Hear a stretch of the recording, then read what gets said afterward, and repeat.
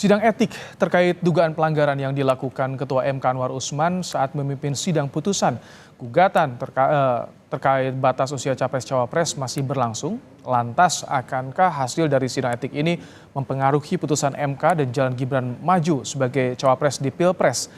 Kita akan bahas bersama dengan pengamat hukum Universitas Brawijaya yang juga pelapor Ketua Mahkamah Konstitusi, Aan Eko Widiarto. Selamat petang, Pak Aan. Selamat petang, Pak Ibrahim. Baik, Pak Aan, jadi proses sidang yang tengah bergulir nih di Majelis Kehormatan MK, nanti putusannya bisa pengaruh nggak kepada putusan MK soal syarat capres-cawapres?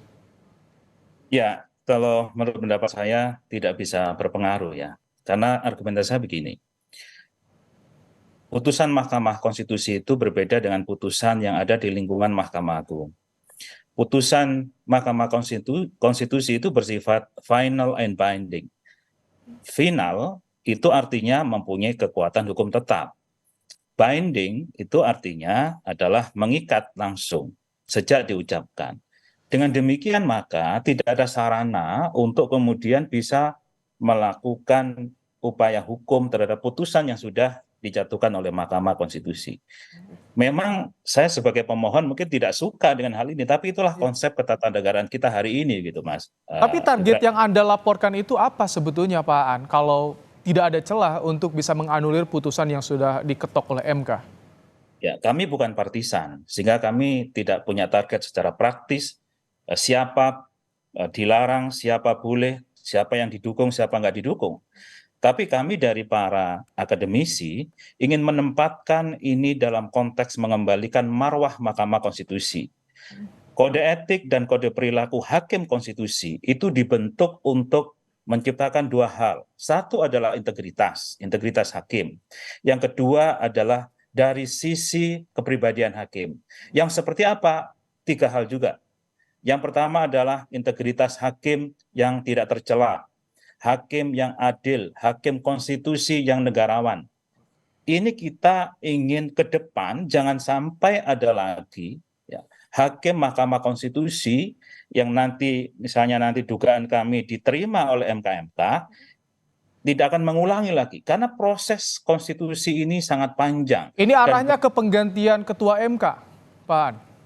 Dalam permohonan kami ya, dalam permohonan kami menyebutkan ya, harus ada sanksi berat karena dugaannya juga berat dan efeknya sangat besar, ya harus diganti dan ini harus menjadi pelajaran bagi hakim MK yang lain.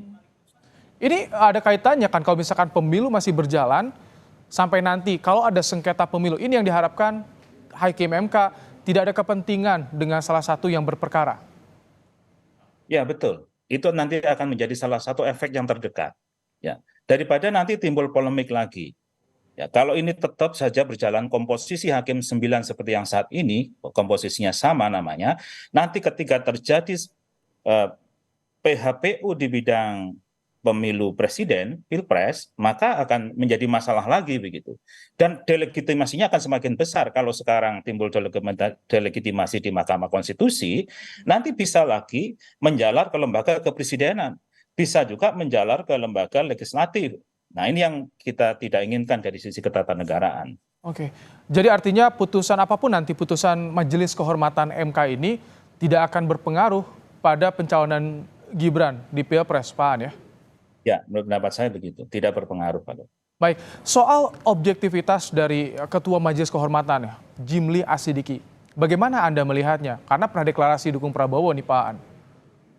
Ya, memang di dalam negara hukum, dalam negara demokrasi, setiap orang punya preferensi. Semua orang punya pilihan politik. Dan publik mungkin sudah tahu pilihan politik dari Prof. Jimli kemana.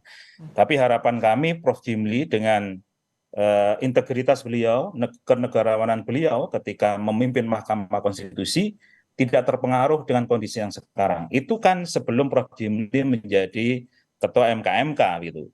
Semoga ketika menjadi Ketua MKMK, ya komitmen-komitmen kemudian hubungan-hubungan yang sangat dekat dengan partai politik, apalagi partai politiknya maju dalam konsentrasi Pilpres, ini bisa beliau putus begitu. Oke. Kemudian yang berikutnya dua yang lain ya harapan kita besar ke dua anggota MK yang lain, sehingga kalau 1 lawan 2 ya seharusnya 2 yang masih. Pak An, kalau misalkan ini diputus sanksi berat, implikasinya pada tahapan Pilpres seperti apa, Pak An?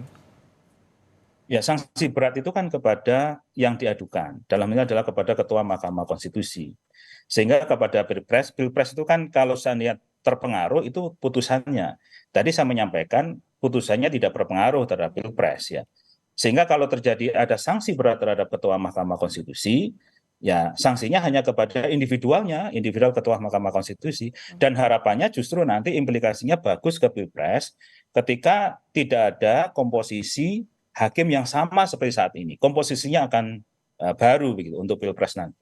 Baik, terima kasih Pak An Eko Widiarto, pengamat hukum dari Universitas Brawijaya telah menyampaikan pandangannya dalam program Kompas Petang sore hari ini. Terima kasih Pak An.